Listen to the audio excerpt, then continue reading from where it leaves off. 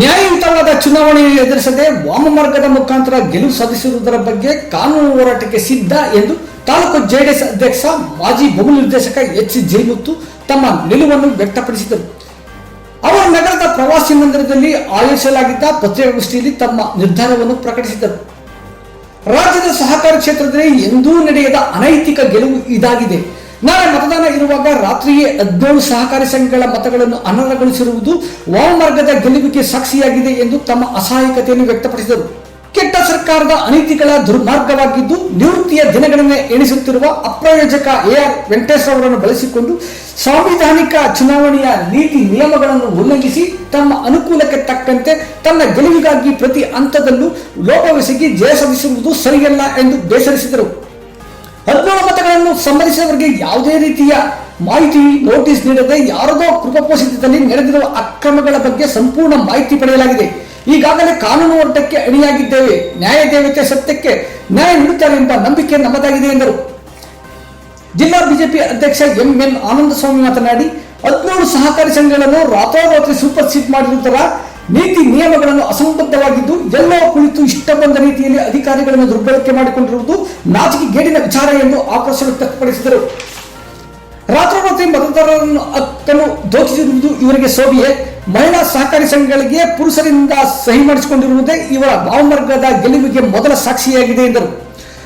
ಚುನಾವಣೆಗಳನ್ನು ಅಕ್ರಮವಾಗಿ ಬಳಸಿಕೊಂಡು ಮೋಸ ಮಾಡಿದ್ದರೂ ನ್ಯಾಯ ಎಲ್ಲ ಮೋಸ ಮಾಡುವುದಿಲ್ಲ ಎಂದು ವಿಶ್ವಾಸ ವ್ಯಕ್ತಪಡಿಸಿದರು. ಪತ್ರಿಕಾಗೋಷ್ಠಿಯಲ್ಲಿ ಮುಖಂಡ ಮ್ಯಾರಿಸ್, RSS ಮುಖಂಡ ಯಲಕೇರಿ ರವೀಶ್, ಅಡಿಕೆ ಬೆಳೆಗಾರರ ರಾಜ್ಯ ನಿರ್ದೇಶಕ ಕುಮಾರ್, ಮುಖಂಡರುಗಳಾದ ಮಹೇಶ್ ಗೌಡ, ಬೋರೋಡ್ ರಾಮಚಂದ್ರ, ನಿರ್ಗೋಡಿ ಬಾಬು, ಮಂಜುನಾಥ್, ರಾಜೇಗೌಡ, ಡಾಕ್ಟರ್ ದ್ಯಾಪಟ್ನ ಮಲ್ಲೇಶ್, ರೇಖಾ ಉಮಾಶಂಕರ್, ಅಂಗಡಿ ರಾಮೇಗೌಡ, ಬುದ್ಧ, ನಾಗವರಂಗಸ್ವಾಮಿ, ಸುಧಾಕರ್ ಹಾಗೂ ಸೂಪರ್ ಸೀಡ್ ಆಗಿ ಅಸಿಂದುಗೊಂಡ ಅಧ್ಯಕ್ಷರುಗಳು ಹಾಗೂ 300ಕ್ಕೂ ಹೆಚ್ಚು ಜೆಡಿಎಸ್ ಕಾರ್ಯಕರ್ತರು ಹಾಜರಿದ್ದರು. ಪತ್ರಿಕಾ ಸ್ನೇಹಿತರೆ, ಇವತ್ತಿನ ಪತ್ರಿಕಾಗೋಷ್ಠಿಯ ವಿಚಾರ 25ನೇ ತಾರೀಕು ನಡೆದಂಥ ಚುನಾವಣೆಯಲ್ಲಿ 24ನೇ ತಾರೀಕು ನೈಟು ನಮಗೆ 10 ಗಂಟೆಗೆ ಮಾಹಿತಿ ಬರುತ್ತೆ. ಚುನಾವಣಾಧಿಕಾರಿ ಫೋನ್ ಮಾಡ್ತಾರೆ, ನಿಮ್ಮ ಏಜೆಂಟು ಡಿಸ್ಕ್ವಾಲಿಫೈ ಆಗಿದ್ದಾರೆ, ಏಜೆಂಟ್ನ ಬದಲಾವಣೆ ಮಾಡ್ಕೊಳ್ಳಿ ಅಂತೇಳಿ ಒಂದು ಕರೆ ಮಾಡ್ತಾರೆ ಅವರು. ಅದಾದಮೇಲೆ ಆದೇಶ ಹಾಕ್ತಾರೆ. ಸರ್ ಇದೊಂದೇನಾ, ಮತ್ತೆ ಏನಾದ್ರು ಎಕ್ಸ್ಟ್ರಾ ಡಿಸ್ಕ್ವಾಲಿಫೈ ಮಾಡಿದ್ದೀರಾ? ಯಾಕೆಂದರೆ ಹೆಸರು ಆಯ್ಕೆ ಮಾಡಬೇಕಾಗತ್ತೆ, ಗೊಂದಲ ಆಗುತ್ತೆ. ಯಾವ್ಯಾವ ಸಂಘ ಡಿಸ್ಕ್ವಾಲಿಫೈ ಆಗಿದೆ ಅದು ಸಂಪೂರ್ಣ ಮಾಹಿತಿ ಕೊಡಿ ಅಂತ ಕೇಳ್ತೀನಿ. ಯಾಕೆಂದರೆ ಅದರಲ್ಲಿ ಹೆಸರು ಚೇಂಜ್ ಮಾಡೋದು ತಿರ್ಗಾ ಸಮಸ್ಯೆ ಆಗುತ್ತೆ ಅನ್ನೋ ಲೆಕ್ಕಾಚಾರದಲ್ಲಿ 1 ಅವರ್ ಕಾಲಾವಕಾಶ ಕೇಳಿ 1 ಗಂಟೆ ಆದಮೇಲೆ ಹೆಸರು ಹೇಳ್ತಾರೆ. ಸೊಸೈಟಿಗಳ ಹೆಸರಲ್ಲ, ಅಧ್ಯಕ್ಷರುಗಳ ಹೆಸರು ಹೇಳ್ತಾರೆ. ಡೆಲಿಗೇಟ್ ಅವ್ರ ಹೆಸರನ್ನ ಇಂತಿಂಥವ್ರು ಆಗವ್ರೆ ಅಂತ ಮಾಹಿತಿ ಕೊಡ್ತಾರೆ. ಅದಾದಮೇಲೆ ಬೆಳಿಗ್ಗೆ ಹೋಗಿ ಮನವಿ ಕೊಡ್ತೀವಿ, ನಮ್ಗೆ ಯಾವುದೂ ಆದೇಶ ಬಂದಿಲ್ಲ, ಚುನಾವಣೆ ಮಾಡಿ ಸಪ್ರೇಟು ಒಂದು ಬೂತ್ನ ಮಡಗಿ ಅವ್ರಿಗೆ. ಈಗಾಗಲೇ ಒಂದು 6 ಮತದಾರರಿಗೆ ಒಂದು ಸಪ್ರೇಟ್ ಬೂತ್ ಮಡಗೋರು, ಅದೇ ರೀತಿ ವ್ಯವಸ್ಥೆ ಮಾಡಿ ಅಂತ ಹೇಳ್ಬಿಟ್ಟು ರಿಕ್ವೆಸ್ಟ್ ಮಾಡ್ತೀವಿ. ಅವರು AR ಆದೇಶದಿಂದ ಇವತ್ತು ನೀವು ಮತದಾನ ಮಾಡಲಿಕ್ಕೆ ಆಗಲ್ಲ ಅಂತೇಳಿ ಇವತ್ತು ಎಂಡರ್ಸ್ಮೆಂಟ್ ಕೊಡ್ತಾರೆ. ಅವತ್ತು ಚುನಾವಣೆ ಮಾಡಲಿಕ್ಕೆ ಅವ್ರಿಗೆ ಅವಕಾಶ ಕೊಡೋದಿಲ್ಲ. ಅದಾದಮೇಲೆ ಚುನಾವಣೆ ಉಳಿದಂಥ ಮತದಾರರಿಗೆ ಚುನಾವಣೆ ನಡೀತದೆ. ನಡೆದ ನಂತರ ಚುನಾವಣೆ ರಿಸಲ್ಟು ಕೂಡ ಅನೌನ್ಸ್ ಆಗುತ್ತೆ. ಅದೆಲ್ಲ ನಿಮಗೆ ಮಾಹಿತಿ ಇರುವಂಥದ್ದು. ಯಾಕಪ್ಪ ಯಾವ ಉದ್ದೇಶಕ್ಕೆ 17 ಸಹಕಾರ ಸಂಘಗಳನ್ನು ಡಿಸ್ಕ್ವಾಲಿಫೈ ಮಾಡಿದ್ದಾರೆ ಅಂತೇಳ್ಬಿಟ್ಟು AR ಹತ್ರ ಅರ್ಜಿ ಹಾಕ್ತೀವಿ. ಮಾರನೆಗೆ ಬಂದು ಅದೆಲ್ಲ ಸಂಪೂರ್ಣ ಮಾಹಿತಿಯನ್ನು ಈಗಾಗಲೇ ನಮ್ಗೆ ಕೊಟ್ಟಿದ್ದಾರೆ, ಯಾವ ಉದ್ದೇಶದಿಂದ ಮಾಡಿದ್ದೀವಿ ಅಂತೇಳಿ. ಮೋಸ್ಟ್ಲಿ ಸಹಕಾರ ರಂಗದಲ್ಲಿ ಇತಿಹಾಸದಲ್ಲೇ ಚುನಾವಣೆ ನೈಟು 10-11 ಗಂಟೆಗೆ ಡಿಸ್ಕ್ವಾಲಿಫೈ ಮಾಡಿರುವಂಥದ್ದು ಇದೇ ಇತಿಹಾಸ, ಇದೇ ಮೊದಲು. ಹೋದಂಥ ಸಂದರ್ಭದಲ್ಲಿ 17 ಸಹಕಾರ ಸಂಘಗಳಿಗೆ ಯಾರ್ಯಾರು ಅರ್ಜಿ ಕೊಟ್ಟಿದ್ರು, ಏನೇನು ಆದೇಶ ಮಾಡಿದ್ದೀವಿ ಅಂತೇಳಿ ಇವತ್ತು ನಮಗೆ ನಿನ್ನೆ ದಾಖಲಾತಿಗಳನ್ನು ಕೊಡ್ತಾರೆ. ಆ ದಾಖಲಾತಿಗಳು ಇವತ್ತು ದೊಡ್ಡ ವಿಠಲನಹಳ್ಳಿ ಅಂತೇಳಿ ಗ್ರಾಮ, ಈಗ ಆಲ್ರೆಡಿ ಅದು ಕಟ್ಟಡ ಕಟ್ಟಾಗಿದೆ. ಅವ್ರು ಅರ್ಜಿ ಕೊಡ್ತಾರೆ. ಅದು ಮಹಿಳಾ ಸಹಕಾರ ಸಂಘ ಇರುವಂಥದ್ದು. ಜೆಂಟ್ಸು ಸೈನ್ ಹಾಕ್ಕೊಡ್ತಾರೆ, ಅದು ಸಂಬಂಧನೇ ಇಲ್ಲ. ಆ ಸಂಘನೂ ಕೂಡ ಕಟ್ಟಡದಲ್ಲಿ ಅವ್ಯವಹಾರ ಆಗಿದೆ ಅಂತೇಳಿ ಅದನ್ನು ಕೂಡ ಡಿಸ್ಕ್ವಾಲಿಫೈ ಮಾಡುವಂಥ ಕೆಲಸವನ್ನು ಮಾಡ್ತಾರೆ. ಆ ಸಂಘಕ್ಕೆ ಯಾರು ಅರ್ಜಿ ಕೊಡ್ತಾರೆ ಅದಕ್ಕೆ ನೋಟಿಸು ಇನ್ನೊಂದು ಯಾವುದೂ ಕೂಡ ಕೊಡಲಿಲ್ಲ. ಆ ಅರ್ಜಿ ಕೊಟ್ಟಿರುವಂಥದ್ದಲ್ಲಿ ಕೂಡ ನಿವೇಶ ಖರೀದಿ ಮಾಡಿಲ್ಲ ಅನ್ನೋ ಲೆಕ್ಕಾಚಾರದಲ್ಲಿ ಕೊಡ್ತಾರೆ. ಅವ್ರ ಆದೇಶದಲ್ಲಿ ಕಟ್ಟಡ ಅವ್ಯವಹಾರ ಆಗಿದೆ ಅಂತ ಹೇಳ್ಬಿಟ್ಟು ಕೊಡ್ತಾರೆ, ಬೋನಸ್ ಕೊಟ್ಟಿಲ್ಲ ಅಂತ ಕೊಡ್ತಾರೆ, ಒಂದು ಎನ್ಕ್ವೈರಿ ಮಾಡೋದಿಲ್ಲ, ಒಂದು ನೋಟಿಸ್ ಕೊಡಲ್ಲ, ಕರೆಯೋದಿಲ್ಲ, ಅದನ್ನು ಕೂಡ ಡಿಸ್ಕ್ವಾಲಿಫೈ ಮಾಡ್ತಾರೆ. ಚೆನ್ನಿಂಗ್ನೋಸಳ್ಳಿ ಅಂತೇಳಿ ಗ್ರಾಮ, ಸಣ್ಣ ಗ್ರಾಮ ಅದು. ಆ ಗ್ರಾಮದಲ್ಲಿ ಇವತ್ತರೆಗೂ ಕೂಡ ಕಟ್ಟಡ ಕಟ್ಟಲಿಲ್ಲ. ಆ ಸಂಘಕ್ಕೆ ಏನು ಕೊಟ್ಟಿದ್ದಾರೆ ಅಂದರೆ, ಕಟ್ಟಡ ಕಟ್ಟಿದ್ದೀರಾ ನೀವು, ಅವ್ಯವಹಾರ ಆಗಿದೆ ನಿಮ್ಮ ಸಂಘದಲ್ಲಿ, ಆ ಉದ್ದೇಶದಿಂದ ಡಿಸ್ಕ್ವಾಲಿಫೈ ಮಾಡ್ತಾ ಇದ್ದೀವಿ ಅಂತೇಳಿ ಅದನ್ನು ಕೂಡ ಡಿಸ್ಕ್ವಾಲಿಫೈ ಮಾಡಿದ್ದಾರೆ. ಮತ್ತು ಸೋಗಾಲ, ಇವಾಗ ಬಂದಿರೋ ಬೋರ್ಡ್ಗೂ ಹಿಂದೆ ಬೋರ್ಡ್ಗೂ ಸಂಬಂಧ ಇಲ್ಲ, ಕಾರ್ಯದರ್ಶಿ ವಿಚಾರದಲ್ಲಿ ಏನೋ ಲೋಪ ಆಗಿದೆ ಅಂತೇಳಿ ಡಿಸ್ಕ್ವಾಲಿಫೈ ಮಾಡಿದ್ದಾರೆ. ಮತ್ತು ನಾರಾಯಣ್ ತಿಮ್ಮನದೊಡ್ಡಿ ಹೊಸ ಸಂಘ 2.5 ವರ್ಷ ಆಗಿದೆ, ಅದು ಸಣ್ಣ ಗ್ರಾಮ, 2.5 ವರ್ಷ ಆಗಿದೆ. ಆ ಲೆಟ್ರಲ್ಲಿ ಬರೆದವರೆ 20 ವರ್ಷ ಸಂಘ ಆಗಿದೆ, ಸಾಕಷ್ಟು ಅವ್ಯವಹಾರ ಆಗಿದೆ ಅಂತೇಳಿ ಅದು ಕೂಡ ಒಂದು ಅರ್ಜಿ ಕೊಟ್ಟಿರುವಂಥ ಉದಾಹರಣೆ. ಮತ್ತು ಮುದ್ಗೆರೆ ಬಿಲ್ಡಿಂಗ್ಗೆ ಪರ್ಮಿಷನ್ ತಗೊಂಡಿಲ್ಲ ಅಂತೇಳಿ ಡಿಸ್ಕ್ವಾಲಿಫೈ ಮಾಡ್ತಾರೆ. ಇದೇ ಯಾರು ಪರ್ಮಿಷನ್ ಕೊಟ್ಟಿದ್ದಾರೆ ಅವ್ರಿಗೆ ಬಿಲ್ಡಿಂಗ್ ಕಟ್ಟಲಿಕ್ಕೆ. ಮತ್ತು ಚುನಾವಣೆ ದಿನ ಡಿಸ್ಕ್ವಾಲಿಫೈ ಮಾಡ್ತಾರೆ. ಮಾರನೆಗೆ ಇವತ್ತು ಆರ್ಡ್ರ್ ಮಾಡಿದ್ದಾರೆ, ಆದೇಶ ಮಾಡಿದ್ದಾರೆ, ಕರೆಕ್ಟಾಗಿದೆ ಅಂತೇಳಿ ಆದೇಶ ಮಾಡಿರುವಂಥದ್ದು. ವಿರೂಪ್ಸಂದ್ರ ಈಗಾಗಲೇ ಕೋರ್ಟಲ್ಲಿ ಕೇಸ್ ಇದೆ, ಕೋರ್ಟ್ ಆದೇಶನ ತಗೊಬಂದು ಯಾರು ಕೊಟ್ಟಿದ್ದಾರೆ, ಯಾರು ಕೊಟ್ಟಾದ್ಮೇಲೆ 10-15 ದಿನ ಬಿಟ್ಟು ಅದನ್ನು ಕೂಡ ಡಿಸ್ಕ್ವಾಲಿಫೈ ಮಾಡಿದ್ದಾರೆ. ಕೋರ್ಟಲ್ಲಿ ಆದೇಶ ಇದ್ದರೂ ಸ್ಟೇ ಇದ್ದರೂ ಕೂಡ ಅದನ್ನು ಡಿಸ್ಕ್ವಾಲಿಫೈ ಮಾಡಿದ್ದಾರೆ.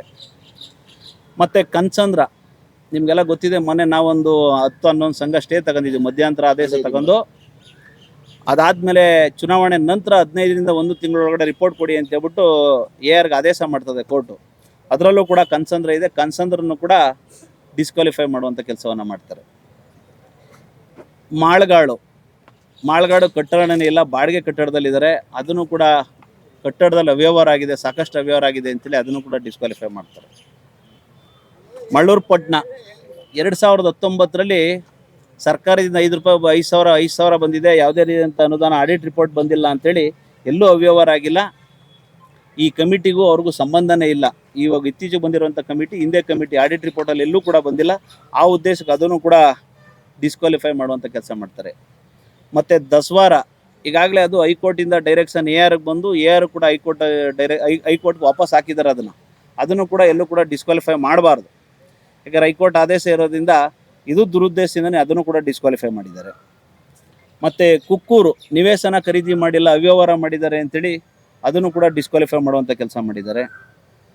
ಕುಕ್ಕೂರು ದೊಡ್ಡಿ ಸೇಮ್, ಅದನ್ನು ಕೂಡ ಅವ್ಯವಹಾರ ಆಗಿದೆ, ಬೋನಸ್ ಕೊಟ್ಟಿಲ್ಲ, ಜನರಲ್ ಬಾಡಿ ಈ ಕಾನ್ಸೆಪ್ಟಲ್ಲಿ ಅದನ್ನು ಮಾಡಿದ್ದಾರೆ.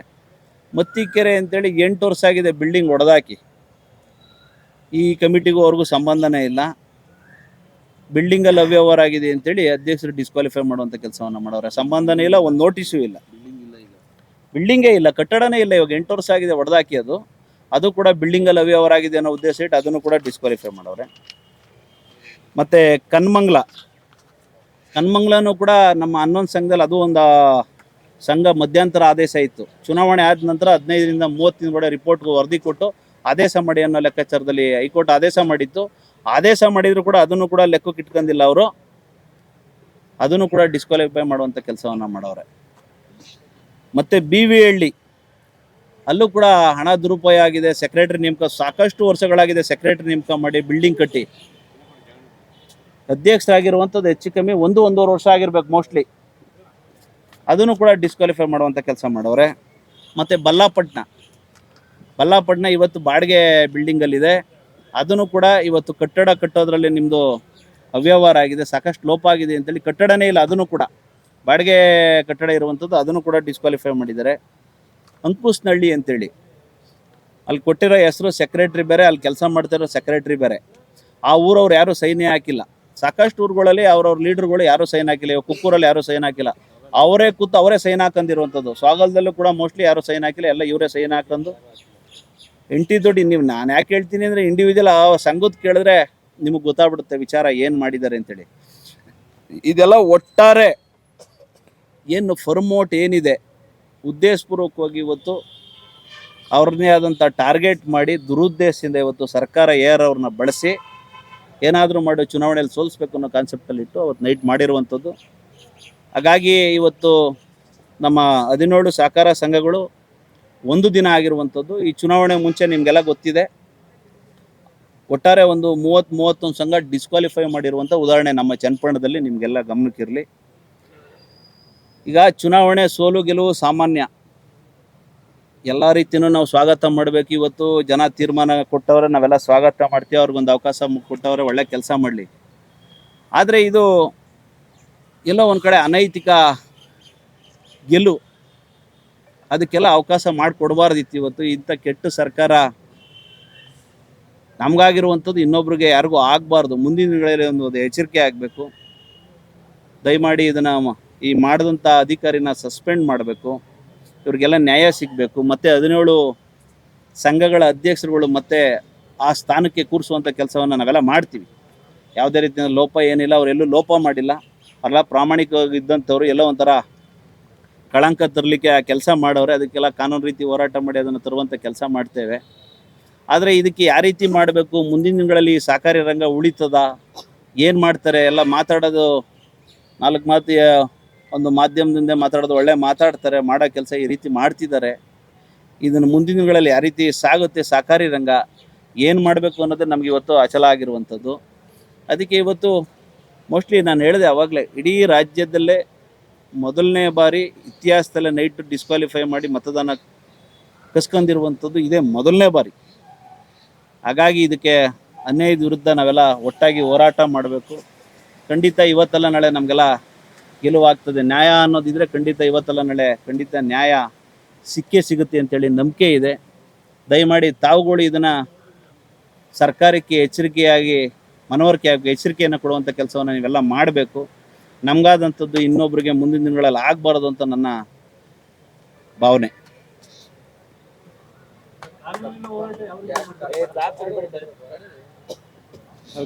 ಕಾನೂನು ಇವತ್ತು ಇಲ್ಲಿ ಕೂತಿರುವಂಥ 17 ಸಹಕಾರ ಸಂಘದ ಅಧ್ಯಕ್ಷರುಗಳು ಇಲ್ಲಿ ಕೂತವ್ರೆ, ಡೆಲಿಗೇಟ್ ಇರುವಂಥವ್ರು. ಖಂಡಿತ ಇವತ್ತಲ್ಲ ನಾಳೆ ತಿರ್ಗಾ ಅದೇ ಸಂಘದಲ್ಲಿ ಅಧ್ಯಕ್ಷರಾಗಿ ಮುಂದುವರಿತಾರೆ. ಕಾನೂನು ಚೌಕಟ್ಟಲ್ಲಿ ಏನು ಯಾವ ರೀತಿ ಹೋರಾಟ ಮಾಡಬೇಕು, ಈಗಲೇ ತಮಗೆಲ್ಲ ಹೇಳಿದ್ನಲ್ಲ ಯಾವ ರೀತಿ ಆದೇಶ ಮಾಡೋರೆ ಅಂತ. ಅವ್ರ ಕಟ್ಟಡ ಇದೆಯಾ ಇಲ್ಲ ಯಾವುದೂ ಮಾಹಿತಿ ಇಲ್ಲ. ಆಮೇಲೆ ಆಡಿಟ್ ರಿಪೋರ್ಟಲ್ಲಿ ಸಂಪೂರ್ಣವಾಗಿ ವರದಿ ಇದೆ, ಎಲ್ಲೂ ಅವ್ಯವಹಾರ ಆಗಿಲ್ಲ ಅಂಥೇಳಿ. ಅವ್ರಿಗೆ ಏನಾಗಿದೆ, ಯಾವುದೋ ಒತ್ತಡ, ಎಲ್ಲ ಕರೆದ್ರು, ಕೂರಿಸ್ಕೊಂಡ್ರು, ಒಂದು ಆದೇಶ ಮಾಡಿದ್ರು, ನಾಳೆ ತೊಂದರೆ ಆಗುತ್ತೆ ಅನ್ನೋದು ಯೋಚನೆ ಮಾಡಿಲ್ಲ.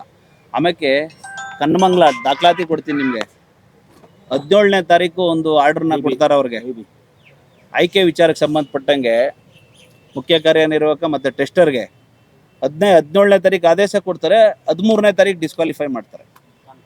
ಕನ್ಸಂದ್ರ 17ಕ್ಕೆ ಆದೇಶ ಮಾಡೋರು ಅಧ್ಯಕ್ಷರು ಡೈರೆಕ್ಷನ್ ಕೊಡ್ತಾರೆ ಈ ರೀತಿ ಮಾಡಿ ಅಂಥೇಳಿ.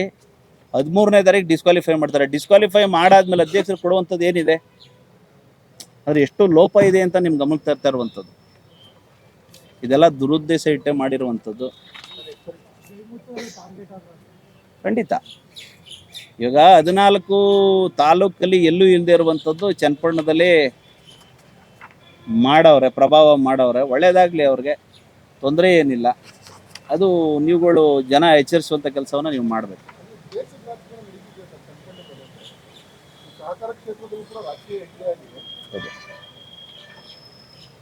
ಈಗ ರಾಜಕೀಯ ಅಂದಮೇಲೆ ಒಳ್ಳೆ ರೀತಿಯಲ್ಲಿ ಮಾಡ್ಕೊಂಡು ಹೋಗ್ಬೇಕು. ಇದು ಎಲ್ಲೋ ಒಂದು ಕಡೆ ಹೇಳಿದ್ನಲ್ಲ ನಿಮಗೆ, ವಾಮ ಮಾರ್ಗದ ರಾಜಕಾರಣ ಮಾಡೋರೆ. ರಾಜಕೀಯನೇ ಏನು ಬೇಕಲ್ಲ, ಒಂದೇ ದಿನ 17 ಸಂಘ ತೆಗಿಬೇಕಂದ್ರೆ ಅದು ರಾಜಕೀಯ ದುರುದ್ದೇಶನೇ ಅಲ್ವಾ.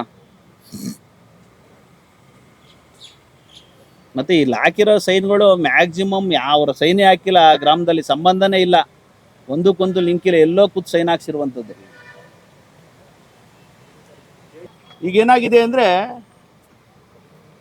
ಇವರು ಅಪ್ಲಿಕೇಶನ್ ಕೊಟ್ಟಿದ್ದಾರಲ್ಲ AR ಅವ್ರಿಗೆ, ಅಲ್ಲಿ ಒಂದೇ ಒಕ್ಕಡೆ ಮಾನ್ಯರೇ ಚನ್ನಪಟ್ಟಣ ತಾಲೂಕು ಹೊಸಹಳ್ಳಿ ಚನ್ನಿಗಿನ ಹೊಸಹಳ್ಳಿ ಗ್ರಾಮದ ಹಾಲು ಉತ್ಪಾದಕರ ಸಹಕಾರ ಸಂಘದ ಅವ್ಯವಹಾರ ದುರುಪಯೋಗ, ಈ ಎಷ್ಟು 17 ಜನಕ್ಕೂ ಒಂದೇ ಕಡೆ ಟೈಪ್ ಮಾಡಿದ್ದಾರೆ. ನಾನೊಂದು ಹಿಂದೆ ಸಿನಿಮಾ ನೋಡ್ತಾ ಇದ್ವಿ, ಆ ಪತ್ತೆದಾರಿ ಸಿನಿಮಾದಲ್ಲಿ ಆ ಟೈಪ್ ರೇಟ್ ಇತ್ತು. ಆಗ ಆ ಟೈಪ್ ರೇಟಲ್ಲಿ ಯಾವ ಅಕ್ಷರ ಲಾ ಅಕ್ಷರ ಸಮದಿದೆಯೋ ವಾ ಅಕ್ಷರ ಸಮದಿದೆಯೋ ಅನ್ನೋದ್ರಲ್ಲಿ ಅದನ್ನು ಕಂಡುಹಿಡಿದು ಅವ್ರಿಗೆ ಶಿಕ್ಷೆ ಆಗುತ್ತೆ. ಆ ರೀತಿ ಇವರೆಲ್ಲ ಏನು ಒಕ್ಕಣೆ ಇದೆ, ಪ್ರಥಮ ಒಕ್ಕಣೆ ಸಹಕಾರ, ಇವೆಲ್ಲನೂ ಒಂದೇ ಕಡೆ ಟೈಪ್ ಮಾಡಿಸಿರೋದಕ್ಕೆ ಸಾಕ್ಷಿ. ಇದನ್ನು ಯಾರಾದರೂ ತನಿಖಾಧಿಕಾರಿಗಳಿಗೆ ಕೊಟ್ಟರೆ ಅವರು ಕರೆಕ್ಟಾಗಿ ಕಂಡುಹಿಡಿತಾರೆ. ಇಲ್ಲಿರೋ ಸೇಮು ಒಂದೇ ತ ಕೂತ್ಕೊಂಡು ಟೈಪ್ ಮಾಡಿಕೊಂಡು ಒಬ್ಬನೇ ಕಾಳಪ್ಪ ಬೋಳಪ್ಪ ಸಾಕಮ್ಮ ತಿಮ್ಮಮ್ಮ ಅಂತ ಸೈನ್ ಹಾಕಿರೋರು. ಯಾವುದೇ ವ್ಯಕ್ತಿ ಆ ಗ್ರಾಮದ ವ್ಯಕ್ತಿ ಸೈನ್ ಹಾಕಿಲ್ಲ. ಹಾಗೆ ಮಹಿಳಾ ಸಹಕಾರ ಸಂಘಗಳಲ್ಲಿ ಪುರುಷರಿಗೆ ಏನಪ್ಪ ಕೆಲಸ, ಪುರುಷರು ಸೈನ್ ಆಗವ್ರೆ. ಇಡ್ನೇನಹಳ್ಳಿ ಮಹಿಳಾ ಸಹಕಾರ ಸಂಘಗಳಲ್ಲಿ ಮಹಿಳೆಯರು ಸಬಲೀಕರಣ ಮಾಡೋತಾವು, ಅವನು ಡೂಪ್ಲಿಕೇಟ್ ಮಾಡಿದವನಿಗೂ ಗೊತ್ತಾಗ್ಲಿವ ಅಯೋಗ್ಯನಿಗೆ, ಗಂಡಸ್ರಿಗೆ ಗಂಡಸ್ರಲ್ಲಿ ಹೆಸರು ಸೈನ್ ಹಾಕಬೇಕು ಅಂತ, ಹಾಕಬಾರ್ದು ಅಂತ. ಅದನ್ನೂ ಮಾಡಲ್ಲ. ಈಗ ಏನಾಗಿದೆ ಅಂದರೆ ರಾಜಕೀಯ ಸಾಮಾನ್ಯ ಚುನಾವಣೆಗಳು ನಡೀತವೆ, ಪಾರದರ್ಶಕ ಚುನಾವಣೆ ನಡಿಬೇಕು, ಯಾರಿಗೆ ಮತದಾರರ ಒಲವಿರ್ತದೆ ಅವ್ರು ಗೆಲ್ಲಬೇಕು. ಏಕಾಏಕಿ 17 ಸಹಕಾರ ಸಂಘದ ಅವರ ಹಕ್ಕನ್ನು ರಾತ್ರೋರಾತ್ರಿ ಕಿತ್ತಾಕ್ತಾರೆ ಅಂದರೆ ನಾವೆಲ್ಲಿದ್ದೀವಿ? ನಾವು ಯಾವ ರೀತಿ ಕೆಲಸ ಮಾಡ್ತಾ ಇದ್ದೀವಿ? ಇದೇನು ರಿಪಬ್ಲಿಕ್ ಆಫ್ ರಾಮನಗರನ? ಅವ್ರಿಷ್ಟ ಬಂದಂಗೆ ಚುನಾವಣೆಗಳು ನಡೆಸೋದು, 17 ರಾತ್ರೋರಾತ್ರಿ ಕಿತ್ತಾಕೋದು, ಸಹಕಾರಿ ನಿಯಮಗಳನ್ನ ಅಧಿನಿಯಮಗಳನ್ನ ಗಾಳಿಗೆ ತೂರೋದು. ನಾನು ಸರ್ಕಾರಕ್ಕೆ ಮುಂದೆ ಆದರೂ ಕೂಡ ಈ ರಿಟೈರ್ಡ್ ಆಗೋದು 4-5 ದಿನ ಇರುವಂಥ ARನ ತಂದು ಕುಣಿಸಿದ್ರೆ ಅವನು ಒಂದು ವ್ಯಕ್ತಿಪರ ಒಂದು ಯಾವ ಸರ್ಕಾರ ಇರ್ತದೆ ಆ ಪರ ಕೆಲಸ ಮಾಡ್ತಾರೆ. ಯಾವುದೇ ಸರ್ಕಾರ ಇಲ್ಲಿ ಒಂದು 15 ದಿನ ಇದ್ದರೆ ಅವನಿಗೂ ರಿಟೈರ್ಡ್ ಆಗೋ ಟೈಮಲ್ಲಿ ಏನು ಬೇಕೋ ಅವ್ಯವಹಾರ ಮಾಡ್ಬಿಟ್ಟು ಹೋಗ್ತಾನೆ. ಸಹಕಾರ ಸಂಘದಲ್ಲಿ ಅಧಿನಿಯಮಕ್ಕೆ ಯಾವಾಗ ಚುನಾವಣೆ ನಡೆಯುತ್ತೆ ರಿಟೈರ್ಡ್ ಆಗೋ ಸ್ಟೇಜಲ್ಲಿ ಇರುವಂಥವ್ರನ್ನ ಯಾರನ್ನೂ ಕೂಡ ಅಧಿಕಾರಿಯಾಗಿ ನೇಮಕ ಮಾಡಬಾರ್ದು. ಇನ್ನೊಂದೇನು ಅಂದರೆ ಈ ಮಾಳುಗಳು ನಮ್ಮೂರು ಗ್ರಾಮದ ಪಕ್ಕ ಇರೋದು, ಇಲ್ಲಿ ನೋಡಿ, ಇದು GPRS ಅಲ್ಲಿ ತೆಗೆದಿರೋ ಫೋಟೋ, ಬಾಡಿಗೆಯಲ್ಲಿರೋದು GPRS ಅಲ್ಲಿ ತೆಗೆದಿರೋ ಫೋಟೋ. ಯಾಕೆಂದ್ರೆ ನಾಳೆ ಫೋಟೋ ಇನ್ನೇನು ಹಳೇದೇನೋ ಅನ್ನೋ GPRS ಡೇಟು ಗೀಟ್ ಎಲ್ಲ ಬಂದಿದೆ, ಬಾಡಿಗೆಯಲ್ಲಿ ನಡೀತಾ ಇದೆ, ನಿಮ್ಮ ಕಟ್ಟಡದಲ್ಲಿ ಅವ್ಯವಹಾರ ಆಯ್ತದೆ ಅಂತ ಹೇಳ್ತಾನೆ ಯಾರು ಅಂದ್ರೆ ಅವನು ಕುತ್ಕೊಂಡು ಎಲ್ಲಿ ಕುತ್ಕೊಂಡು ಮಾಡವನೆ, ಯಾರ ಮನೇಲಿ ಕುತ್ಕೊಂಡು ಮಾಡವನೆ ಅಂತ ಗೊತ್ತಾಗುತ್ತೆ. ಈ ಪಾರದರ್ಶಕ ಚುನಾವಣೆ ನಡೀಲಿಲ್ಲ. ಹಾಗಾಗಿ ಈ 17 ಜನಕ್ಕೆ ನ್ಯಾಯ ಕೊಡಬೇಕಲ್ಲ, ಏನು ಘನ ನ್ಯಾಯಾಲಯ 17 ಜನಕ್ಕೆ ನ್ಯಾಯ ಕೊಡಬೇಕಲ್ಲ. ಅದ್ರ ಬಗ್ಗೆ ನಾವೆಲ್ಲ ಹೋರಾಟ ಮಾಡೋಣ, 17 ಜನಕ್ಕೆ ನ್ಯಾಯ ಕೊಡಿಸುವ. ಇನ್ನಾದರೂ ಚುನಾವಣೆ ಯಾರಾದರೂ ಗೆಲ್ಲಿ ಸರ್, ಯಾರು ಪ್ರಾಮಾಣಿಕವಾಗಿ ಕೆಲಸ ಮಾಡ್ತಾರೆ, ಯಾರು ವಿಜಯಲಕ್ಷ್ಮಿ ಗೆಲ್ತಾರೆ. ಆದರೆ ಚುನಾವಣಾ ನಿಯಮನ ಉಲ್ಲಂಘಿಸಿ, ಸಹಕಾರಿ ನಿಯಮನ ಉಲ್ಲಂಘಿಸಿ ರಾತ್ರೋರಾತ್ರಿ ಮತದಾರನ ಹಕ್ಕನ್ನು ಕಸಿಯೋದು ಎಷ್ಟು ಸಮಂಜಸ ಅಂತ ಈ ಮೂಲಕ ಪ್ರಶ್ನೆ ಮಾಡ್ತೀನಿ.